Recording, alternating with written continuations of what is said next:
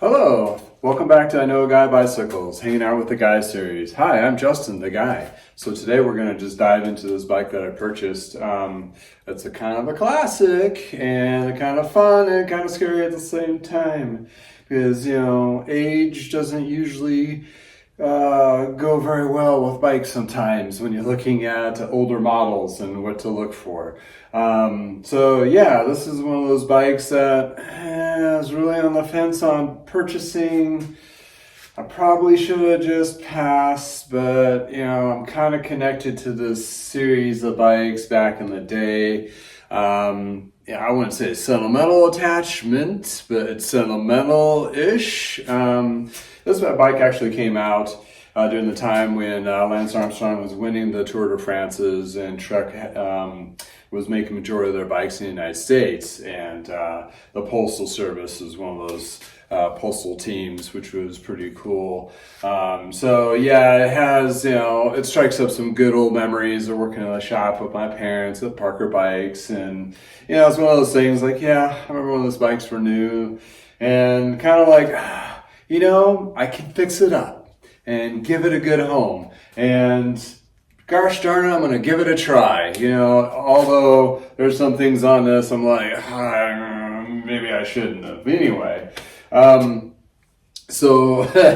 looking at this bike and I'm like looking at the customer or the person that's selling to me, and disclosure, he said there was a loose spoke in the rear wheel. I was like, okay, I can deal with loose spokes and trimming wheels and so forth, but a little closer inspection of the rear wheel,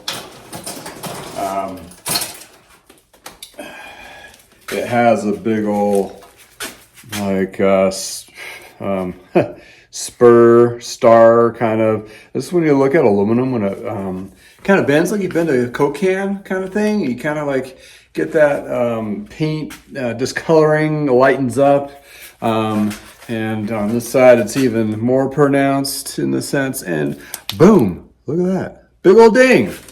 Rear wheel's toast. Basically what it comes down to.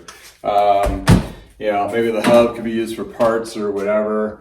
Start off right off the bat on this bike. Gonna be putting some new wheels on it. Fortunate with the deal, he had an extra set of wheels, and I'm like, well, you better throw the wheels on that because this is toast. And that kind of thing. And the front wheel, might be able to sell it. It looks like it's in okay shape, but I won't know until after I true it and go through it.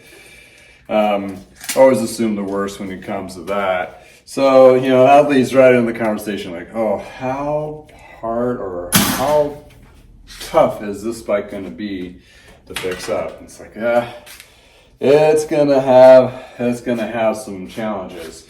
Other things I've noticed right off the bat, the shifters don't match. So this is a newer version, which is great. Somewhere along the lines, they have a bad one. So I have a replacement matching Ultegra left side, so that should be good, and I'll just either use that as stock replacement or new. And apparently I got a mouse in there. Apparently that one's missing a spacer. The rear derailleur on this is also not matching, and it's a triple, so I'll need a long cage. So I'll have to probably retrofit or get one of these fixed up. It's an Ultegra long cage rear derailleur. That one has a broken off barrel adjuster, but I can take that out and steal off of one that's already on there and go from there. I'm just going to assume the chain is stretched and toast on this guy. And, actually, not too bad. So, I'll be able to salvage that part of it. I'm looking for the quick link. So I think this is a SITRAM chain. Or maybe not. Oh, yeah, there it is. Kind of hard to tell when they're dirty. But Quick link means you don't have to push a pin through. Kind of like your old school, you know, that's the quick link right there. That gets put into the little screen so it doesn't get lost in the parts washer. And yeah, we'll give that chain a try. Give it a clean and see what we got. And since I do replace most of the cables on this, I'm just gonna cut those up, pull them out. Don't have to worry about internal routing on this bike. This is all external, so I can just go ahead and tug away on those. That rear derailleur. So somewhere along the lines, the rear derailleur got replaced with a 105, even though it's a newer model. Let's actually look at this and see what model it is. And the model number is stamped right there. That's a 5600, so that should be, you know, compatible with that, so that was good. And this is a 66, what, no, 56, that's a 10-speed, I believe. I'll have to Google that up. And well, at least I got a 6500, so mismatching rear derailleur goes the wrong speed. Does it work? Yeah, kinda. Is it preferred? No, rather not. So yeah, moving along. And I'll have to do the brakes.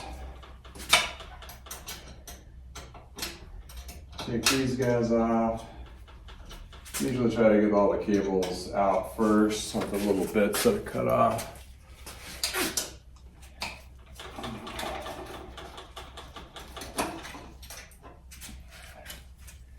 Inspect the brakes. Well, the brake pads, they are not cartridge style, which was initially the design of this. And it's one of those things that's old. These are old Ultegra brake pads, which were, it still has a lot of life on them, so I'm going to debate if I'm going to replace these or keep them. I'll at least sand off the glaze, so see if they're still responsive to riding. The front one here obviously needs a spacer, so I will put one of those on. Or space it out when I clean it and put it back on there. This has the same brake pad. So apparently you had a set of brake pads somewhere off another bike that you just had switched out. Front derailleur, it's a triple, so that matches. It is vintage to the bike.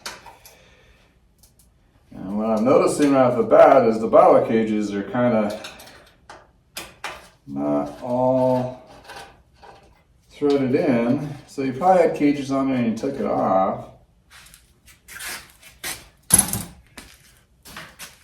But I'm gonna do the shameless zoom here.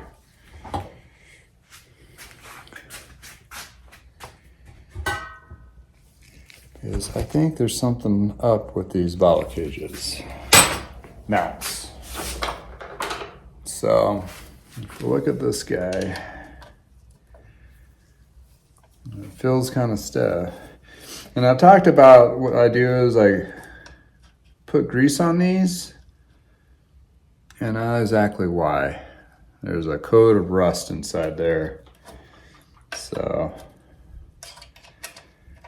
somewhere, either use this as a trainer. Oh man, look at that, super rusty. So those need to be cleaned out. Threads will need to be cleaned. There's a little bit, not too bad.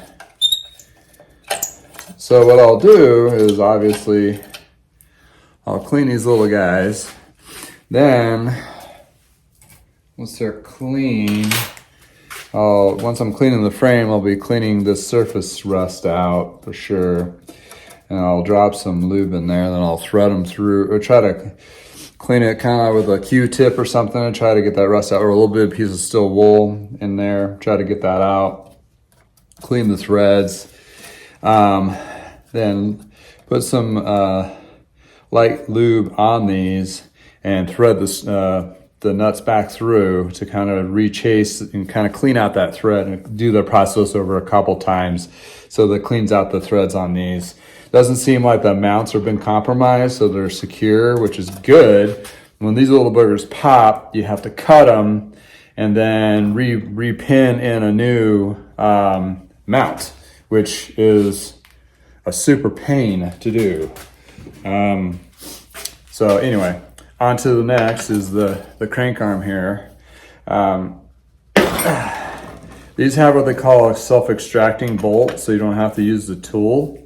But you want to make sure these are flush, because if it's backed out, unscrewed out, it'll strip those threads out. This is alloy, so it's a softer material versus the hardened steel, stainless steel bolt that's in there. Like so. That's nice and dirty, needs to be cleaned up. And then you can see all the gook and contaminants I'm going to be tearing into. And you hear that sound? Oh, that's just a tight bolt, but did you hear the sound ricochet through the frame? Carbon has a ability of moving noise. When you have like I don't know how many times I've had a customer come in and go, I hear a tick, and it's a ticking sound, and it's on a carbon frame. Nothing against carbon frames, it's just they resonate, the sound travels, and it could be anywhere. So it could be like the seat bolt here making a noise, somewhere in the frame. I have torn down bikes, stripped them down almost nothing, and put them all back, and the noise is still damn there.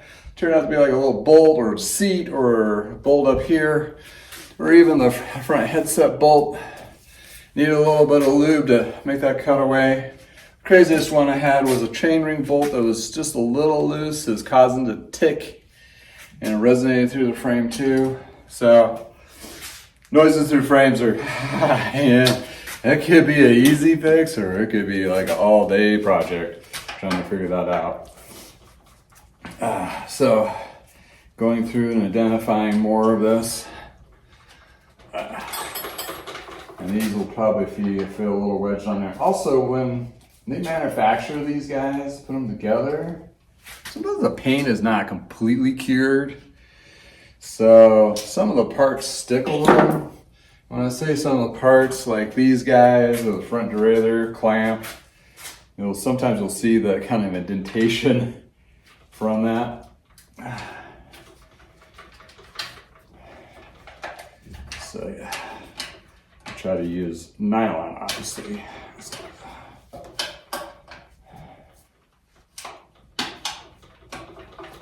came out. Yeah, you don't want to use a screwdriver on here because it'll just scar out that. Little tap, maybe. Get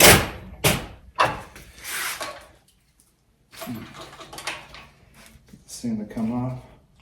Yeah, that's on there good. So I might have to use a little bit of, this is some magic stuff here. Slide glide, it's like bike aid, that stuff. It's a graphite kind of lube. It's good for stuff like this. It really penetrates. Not that I really use it for anything else than taking things apart. I might have to let this sit here before I'll let me get it off there. Yeah, we're gonna let that sit and move on.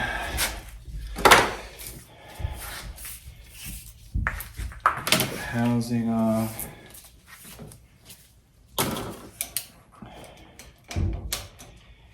So take the cables out. So I'm not fighting those as I'm trying to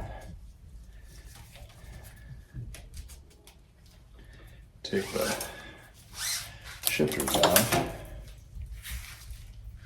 All right, there you are.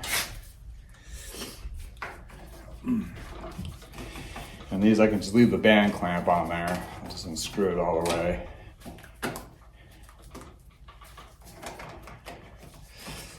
Come on. Like so. And do the front side. So this one's kind of seized up a little, so I'm gonna put this in the sonic cleaner and see if it gets it come back to life. Sometimes what happens is there's some grease in there and gets cooked up, and I mean it's a newer shifter, so it shouldn't be too bad. But old grease sits in there for a while, will cake up and then bind up on those. Oh, look at this fun stuff. Okay, this is like a trend. Putting bar tape on top of bar tape. Oh boy, that's a whole level of nasty. The reason why people did that is to add more padding. Now you can get bar tape that has more padding. So just buy that bar tape. Or they have little inserts you can put in here. Give you that little more of a cush gel. There's no need to double wrap anymore. This was the way of doing it, and it's kind of like wearing a pair of dirty socks and going ahead and putting a pair of clean socks on top of your dirty socks. I mean, you can just tell the color distinct difference between the underneath and the top. Yeah, you know, bar tape kind of just grosses me out anyway, in the sense that, you know, it's a sweat point. That's why I'm wearing gloves, and it's like it gets really kind of messy underneath there. Oh, they double wrapped it all the way down. There we go. Ugh.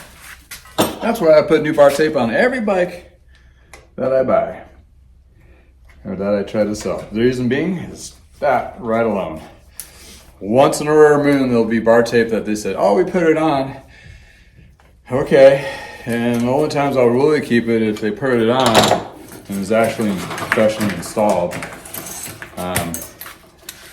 Because the wrap job, I mean, I want to make sure it kind of lasts the person that I'm selling the bike to. So yeah, that's, see if I can get this to clean up a little bit.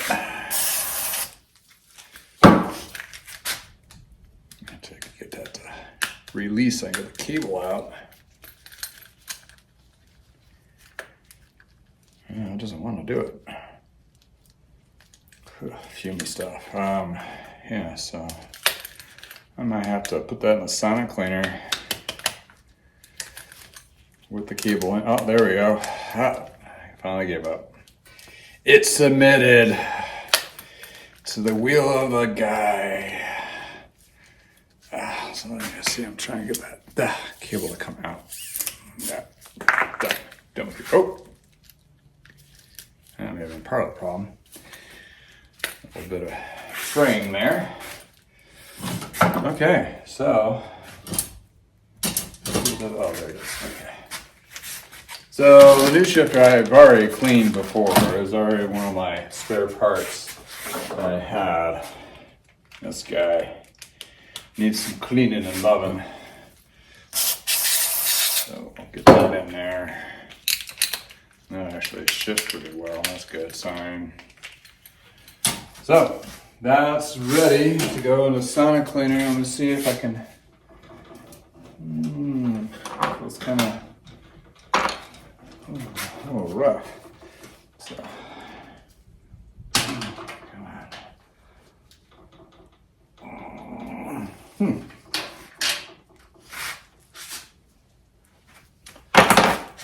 Maybe I'll soak this a little more, see if I can get it off. definitely want to get it off because it's just one of those things that will bug me. And last but not least, I like to take the cable guide off before diving into this frame for inspection and cleaning. Ugh. So the bottom of the bike, don't want to lose that. Bottom of the bike, you got some nice gunk in there.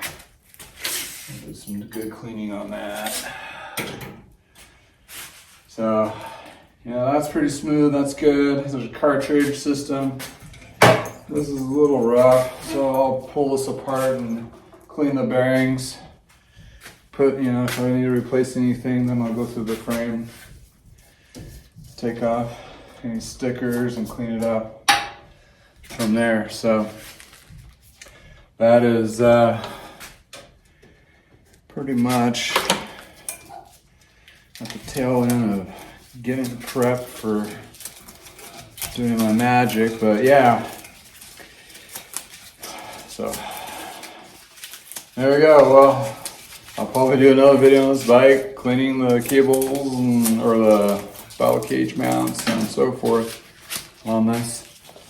So yeah, well, thank you for spending some time with me. I'm gonna just finish up pulling this wrap off, get a little lengthy on this one.